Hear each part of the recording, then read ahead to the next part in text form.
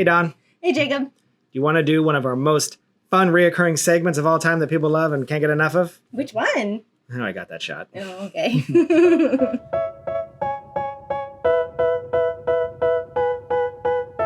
Everyone loves this segment.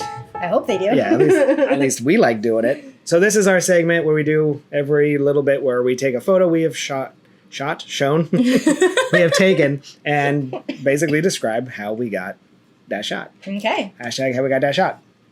Do you want to go first? Mm-hmm. We'll go first. Okay, so this photo Ooh, spooky. is a spooky photo. So I was very intimidated to do this shot in the first place because it was a recreation from another photographer. Hold up. Where is this mansion? This Is this mansion haunted? It does look haunted, doesn't it? So this was a request from the couple based on another photo they'd seen online that a friend of ours had done.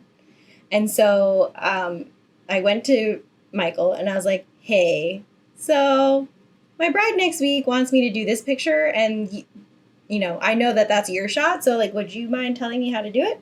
So I took all of his advice, and it obviously worked, but it did take a lot of time. Right. Which, if you're familiar with this location, you don't get a lot of time when you're doing photos in a theme park. Oh, we should say, if you're just listening only to this episode, make sure you go check our Instagram because we'll have both of our photos posted on Instagram for you to reference. Or I guess you could look at the cover art or anything. But anyways, so basically what I did for this photo, first thing I had to do was train the couple. So this is a single exposure. Well, I shouldn't say that. It's a single file, but it's a multiple exposure. So this was captured in camera. Yep. It was not done through editing afterwards. So first thing I had to do was explain to the couple, like, their 3 marks that they had to hit. And so they had to hit it, but then also, like, twirl between the spots. It wasn't just, like, a run to the next spot. It was kind of like you're really spinning twice. Yep. So you hit your 1 dance mark, you hit your 2nd dance mark, you hit your 3rd dance mark. So that was phase 1, which took quite a bit. And the MCU again. But it was hard. We had to practice it probably like 5 or 6 times before I even started with the camera. And you didn't just take one photo. You didn't do one try, I bet. Oh, no. Yeah. No. Exactly. I didn't have to do many, though. I think I did 3 photos. But it was more important for the image itself to get them to the right spots. Because if they landed too close to their previous spot, they would have overlapped itself. Like, you could even see between the 2nd and 3rd pose, they were just barely overlapping. So yes, we did that. Then I had my camera on a tripod because I needed everything to be completely still except the couple. I mentioned I was shooting as a multiple exposure, so I had to change my settings for the multiple exposure. And I was doing it, actually, nope, I take that back. I didn't do it as a multiple exposure. I did this as one long exposure. I just had, yes, that's what I did. Okay, so I had it on bulb. Sorry, it's all coming back to me. I had it on bulb. I pressed down the shutter, and then I had my trigger that I did not have on the camera. There you go. I took it off the camera so I wouldn't shake the camera. And I had my assistant walk just out of frame in line with where the couple was. So as they were hitting their marks, I would pop the flash. I was going to say, because... And then go to the next spot and pop the flash. If it was one long exposure like that, you would have seen if lit, you would have seen the trails between each one. No. I was popping That's what I'm saying, yeah, so that makes sense. I took the trigger off the camera and hit the, like, just the test button for each of their 3 marks. So, and then that was the result. So basically they're underexposed if you didn't have light. Yeah, I mean, if I didn't have light, their exposure would be matching what you see of the building and the carriage behind them. Like, yeah, I bet you brought that up a little bit. I don't think I did a ton, though, because it was already We went there early in the shoot, but it, you know, there was some light coming up already. You didn't discuss the first thing you did to get that photo ready is remove all the stanchions. I can clearly see I've removed all those stanchions before, right along the curved brick there. Yes, you are not wrong. Yeah, there were stanchions like basically in the exact line where the couple was going. Yep. So yeah, we did have to clear all of that out. Normally when I'm in this spot, I have a lot more lights involved, like lighting the actual mansion if it's really dark, or like throwing like a kicker light on the carriage behind them. But, you know, the whole focus of this was the couple. You'd be surprised at night when they don't let light to the Haunted Mansion all night long. No, so a lot of times you get there and it's just pitch black. Just pitch black. Or maybe there's like one little light in a window or something. That's completely useless. I will say, I think my aperture was higher, like somewhere 5, 6 to 8, maybe. Especially if they're moving in multiple different. Right, so that you can still, like, they're not too far out of, like, the depth of field isn't so shallow that their last mark was, like, too blurry. Did you refocus on each one? No. Okay. So I figured, but just asking. Yeah, I was on continuous focus with back button. So basically I just focused where they were to start, took my hand off the focus, and then as I was pressing the shutter, it didn't refocus, and then I just popped the test button on my light. The power on my light, like my ISO was probably pretty high. Yeah. And the power on my light, I want to say was like a 30-second power on an AD200. And I did have the AD200, you know, I wish I could remember because this was a long time ago. Wish I could remember if I had the sphere on it or a grid and sphere might have been what I did. They're far enough away though that I feel like you had a full, like this one, the middle one. I don't know if a sphere and a grid would give you that much coverage on both of them. Yeah. I feel like that looks pretty softboxy. Because if you're familiar with where we were, there's not a ton more room until you hit the wall. Yeah. Like the little half wall and all the landscaping. So my assist was just like riding along the side of that wall, walking with the stand. So then maybe it was just the sphere. I don't think I did it with a full softbox. Although she is pretty well lit the whole length of her. I'm saying, like, it's... Did I make my poor assist walk with a softbox? Yeah. Smart. I love the purple dress. Mm-hmm. I think that, or pink or whatever. Yeah, it's pink. I think that really helps, kind of actually matches the early morning photo of the mansion. Like a white dress would have been great too, but there's something about, almost matches kind of what the dancing ghosts look like down there. You know what I mean? There's a lot of pinks and greens in there. So I don't know. It speaks to me like that. Yeah. Well, and we were just also excited that we accomplished it. Because, like, I was excited because I'd never tried anything like that before. And then they were excited because they're like, oh, gosh, we're not coordinated. And I was like, well, you're going to have to be. Now, would you consider, and I don't think there's any right way to do this, but other people have, like, done a slate photo and then taken people in all 3 locations without moving and then just dropping them into said slate photo and then just, you know, basically taking the opacity down, making them see through. So the piece with that though is you would lose the like swooping marks. They're very faint, but you would lose that, and I think that you would lose too much of the movement of, which I think makes the picture. Yeah. Like we do other pictures around the Haunted Mansion where we take like that hallway, the exit hallway or wherever, where we take a picture of the empty space and then we have a picture of the couple. We lower the opacity, do it in Photoshop. But I don't ever feel like I love the way those turned out. Yeah. So I didn't want to do that. No, I love it. I was just asking for, as if I didn't know anything about photography. Yeah. Yeah, I didn't want to do that for this. Plus? That's a lot of work. It's a lot of work. It is a lot of post work. I will admit, I would have liked if we could have done it again, or if I had done it with a slate where I could control like where that last pose was. She could be just further out a little bit. Yeah, but it was also pretty hard to, because it's also dark. And these are real people. These are real people. These are not like models. No, they're not dancers. They're not models.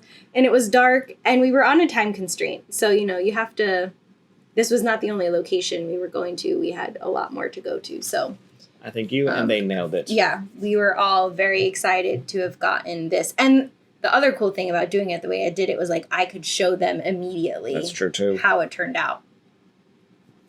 So, yeah. You know, one time I did a photo like this, but in that hallway with the bride and groom, and I took off the groom's head, just like it's in the ride, and I got in trouble for that, and they said they wouldn't deliver it, even though literally... Seriously? I remember that picture. That couple never got to see it? I don't believe so. Even though I was like, in the ride, there's literally those paintings that the head disappears of each of the grooms. Yeah. That's the whole... Okay.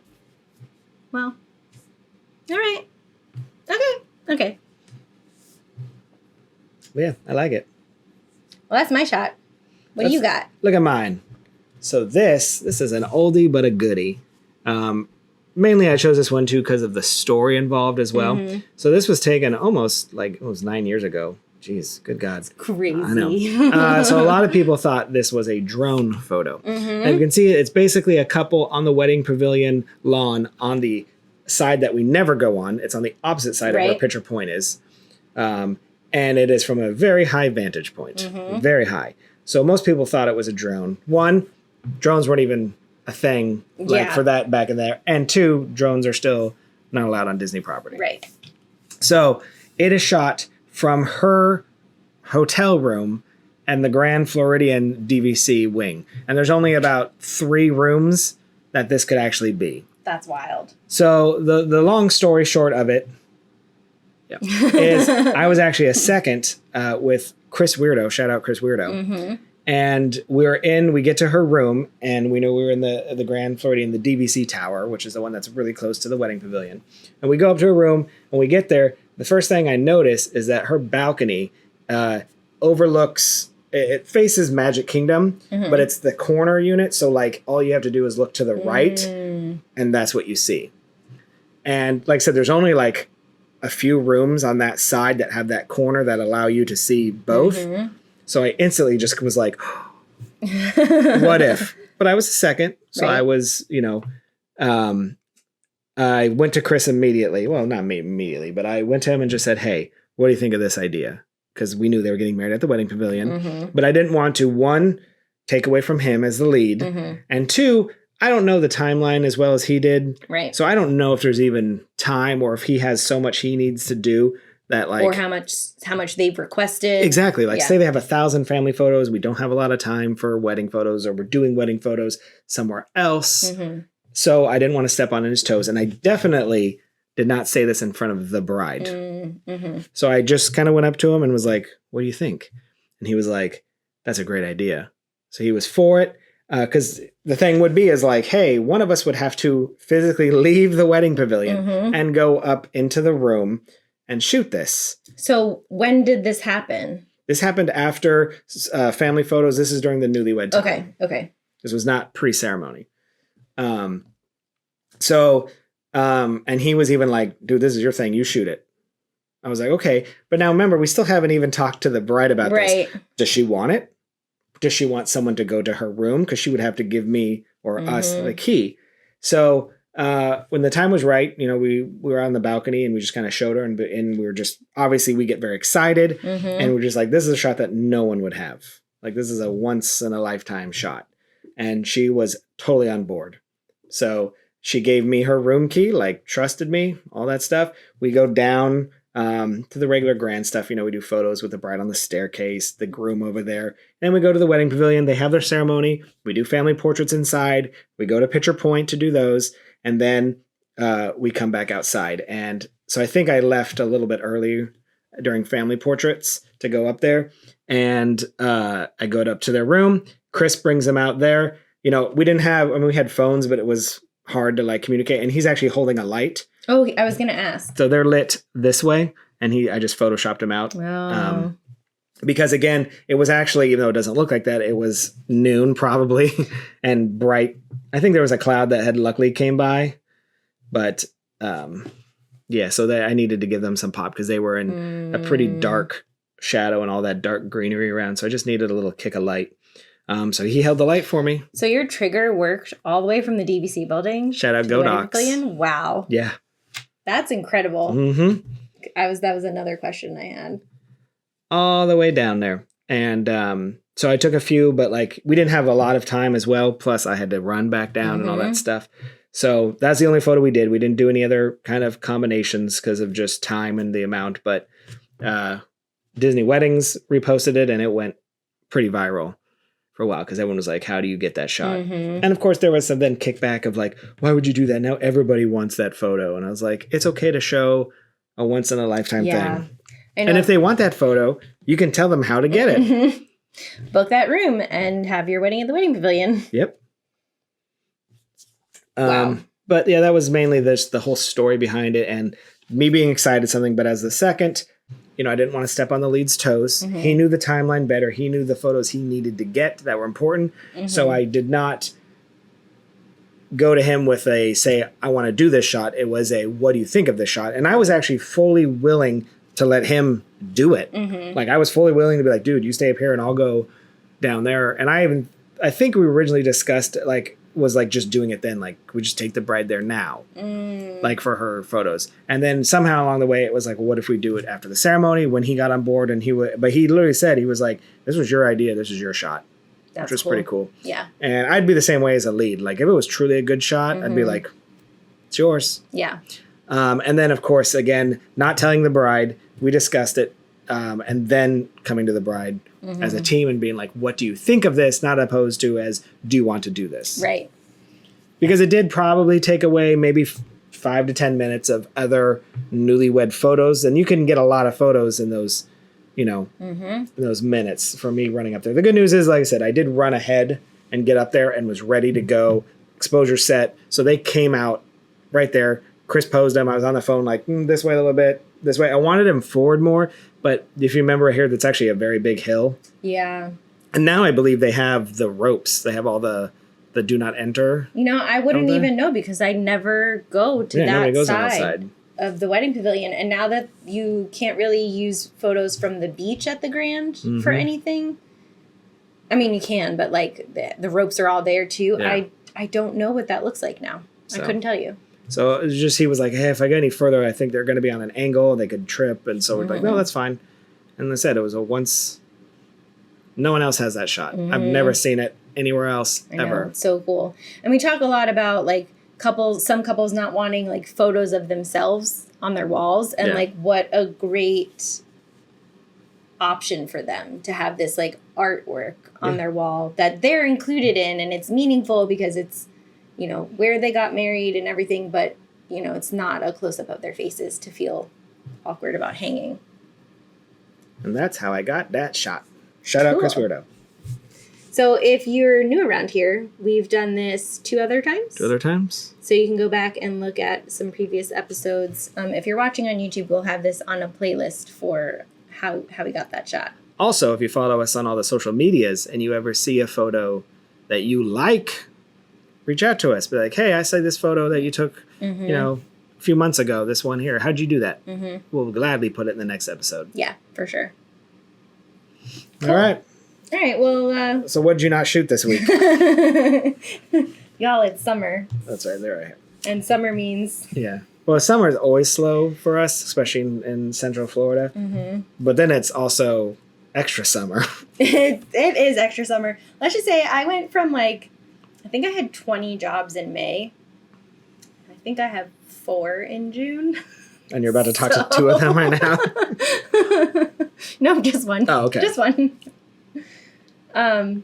Yeah, so I had a single headshot just for one person. Just one. It was a job. I actually did the entire department. It was an engineering firm. I did the entire department 2 weeks ago, maybe. And then there was just one person who was not available that day, and this was kind of their makeup day. And I also did travel to see my family this week. I went down to South Florida to see my parents and my sister and my nephew. So 3 of the days I wasn't working because I was traveling, but I didn't exactly turn down any work in order to travel. So yeah, you just happened to be available. I just happened to be. What about you? I got back from the end of the vacation. So the last week we talked about how I kind of started the vacation. Well, I ended it, came back home, shot an engagement session at Mead Gardens. And do you ever, I mean, I know you get this, but like, you know, you talk to the couple, but you get there and then you just connect so well that you get so jacked for the wedding. Like you almost put like a gold star on it. Like, remember this day because this is going to be a good wedding. And that's the kind of engagement session we had. Oh, it was that's very fun. loose and goose and fun and silly. And, you know, they weren't looking for a lot of like formal, like perfect photos. They just wanted to be together, which allowed me to play and just have fun. And it still was hot as nuts, but yeah. I still, What time of day was it? it was like 5:36. Oh, okay. 6 o'clock. Still hot, but Mead Garden has enough shade, a lot big trees. And it honestly, I don't feel like it was too bad. And then I had what we call a studio work for a bunch of characters. Those are always fun. When some company bought like, I mean, they had 1, 2, 3, 4, 5, 6, 7 princesses, 8 Mickey, Minnie, Pluto, Donald, Chip, Dale, Wow. and then 4 Pixar people. Holy cow. Do you That know- is a big corporate event. Do you know how much money that is? And just, not even the photography, just the characters. Jeez. And did they have a studio set up for each person one. or each character? Each character. Because, you know, most of them can't be together. Right. The princesses have to have their own Their own. dedicated background. Pixar has to be on their very specific background. Mickey and Minnie don't, but they still like, you know, Mickey and Minnie was on one background, Donald and Daisy on the background, Goofy and Pluto, Chip and Dale. So it was a lot of people. I haven't done one of those in a long time. And it was like 5 in the morning. Ooh. 'Cause it was oh, for- was it was this for like for the breakfast. breakfast? I mean, it's so cool for those families because they get to. Yeah. I mean, that just takes one thing off their to-do list for while they're in the park because they've already seen. They don't have to everyone. see it. Yeah. And they've seen more than everyone because you can't meet all of those characters. With 0 lines. I hung out with Tiana. Very cool. Yeah. Very cool. All right, well, that's the end of that segment. These for the next like 3 months, these segments are going to be. Well, I hung out with my family. If at some point we don't do this segment in an episode, No, we still have to. That's the thing. We have to just show how sad it is.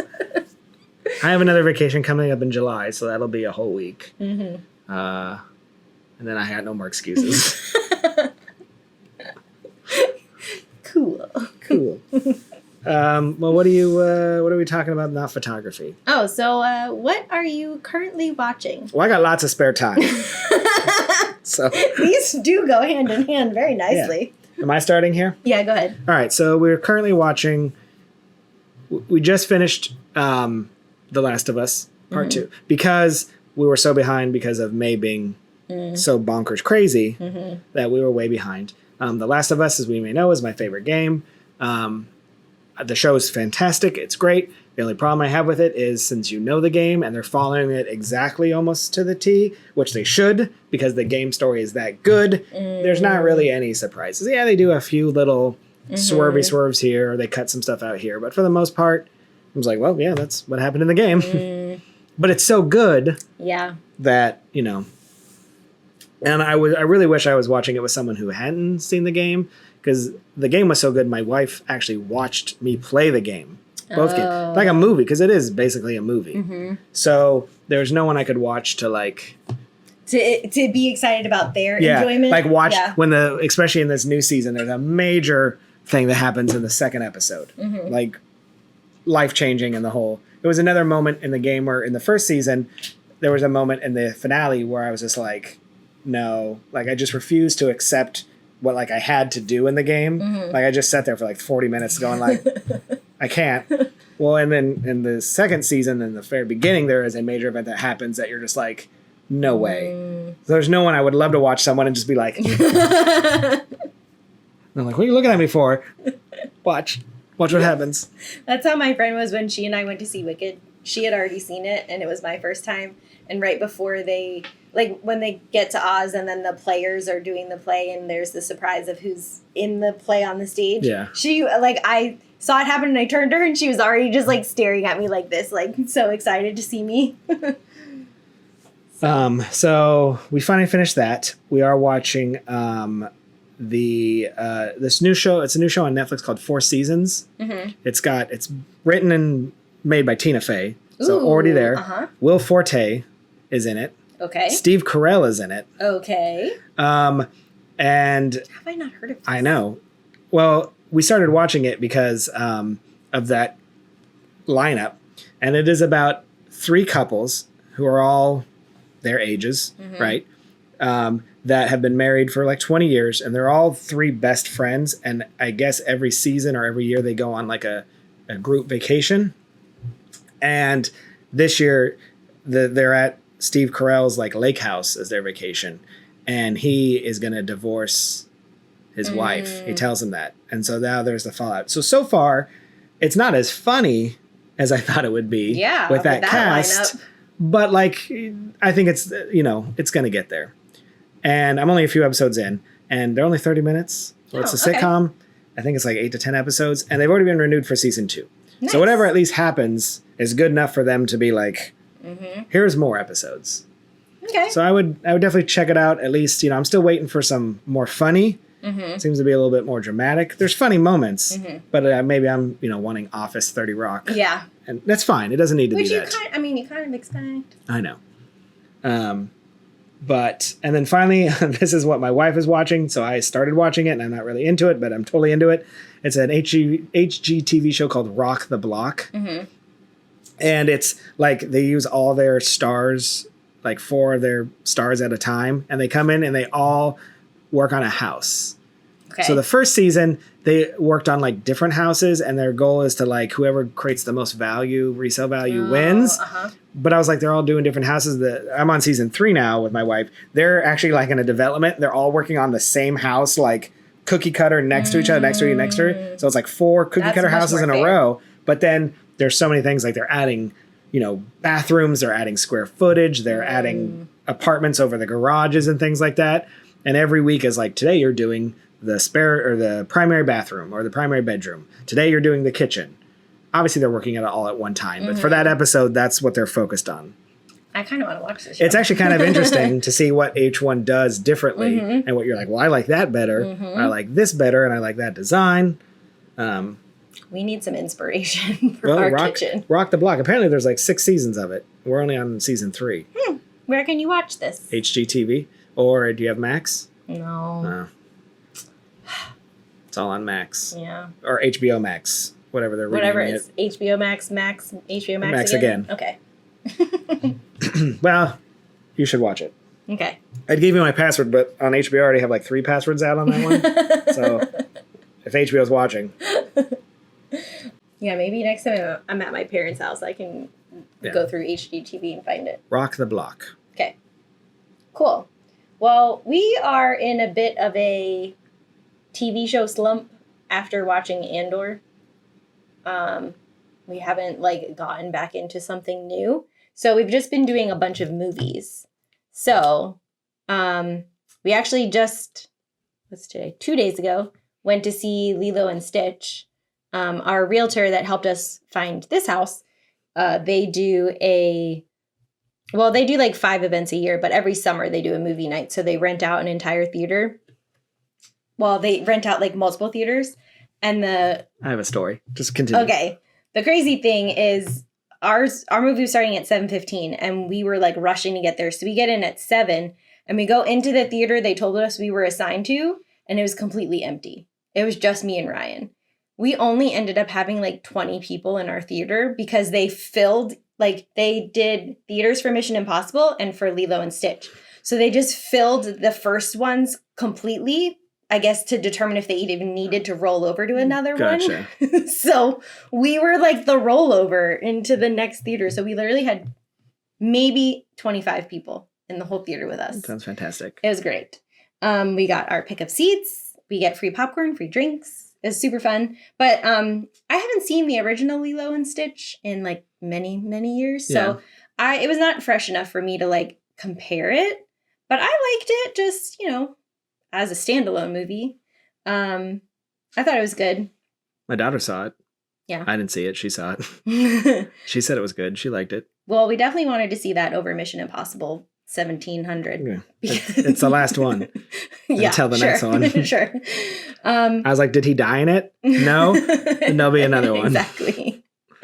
And then we also recently watched Enola Holmes 2. Have you watched anything? Okay. They're really good. So Enola is Sherlock's sister. Yeah. And Millie Bobby Brown is Enola. And then Henry Cavill is Sherlock in this. And then Helena Bonham Carter is their mom. What is Tim Burton in it? The director? I don't know. But it's so good. It's like super quick-paced, witty. You know, Enola's trying to stand on her own as a detective and prove that she's separate from her brother and she can solve crimes on her own. And, you know. I'm going to tell you honestly, I'm not going to watch it. It's so cute. And then this one I probably don't even get credit for watching because I did fall asleep for a little bit. But we watched Saturday Night, which is the movie that's about the first episode of SNL. Is that on Netflix? Mm-hmm. Yeah. Yeah. It's on my list. Yeah. But I haven't watched it yet. Oh, the part that I was awake for was really good. It was so chaotic the whole time. Like, you were a little anxious for them. Well, they were doing so much cocaine. It came through. That's exactly what you want to do. It definitely came through. So your movie story reminded me that we did see a movie it was my Father's Day present a little earlier. But so my favorite, I'm a big Kevin Smith fan, if you know his movies, which is Clerks, Mallrats, Chasing Amy, Dogma, Jay and Silent Bob.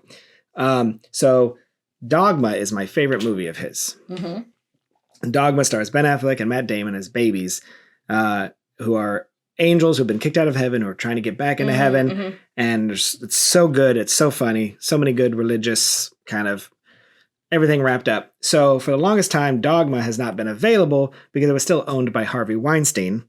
And Kevin Smith said he was not going to give any money to Harvey Weinstein to get the movie back. Mm-hmm. So it's been out of print for DVDs forever. So you can't find it. It's not on any streaming service. It's nowhere to be found.